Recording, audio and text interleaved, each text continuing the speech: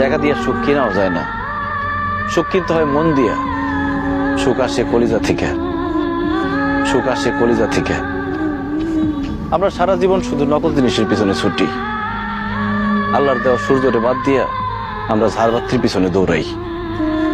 টাকা দিয়া তো তাহলে বড়লোক মানুষটা কবরের মধ্যে টাকা দিয়া সুখ কিনতো, টাকা দিয়ে সুখ পাওয়া যায় না।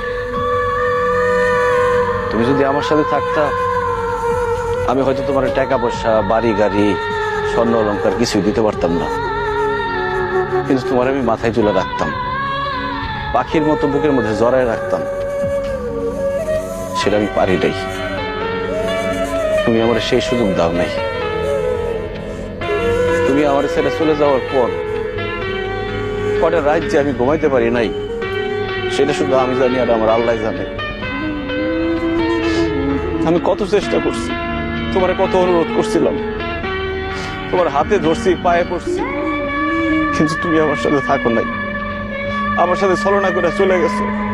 তুমি আমার জীবনটা আগুনে পুরা কয়লা বানায় ফেলাইছিলা। তোমার মতো মেয়েদের জন্য হাজার হাজার ছেলেরা জীবন তো লাশ হয়ে ঘুরে বেড়ায়। আমার আল্লাহ আমারে বাঁচাই দিচ্ছে। তখন আমার জীবনে আসছে আয়েশা।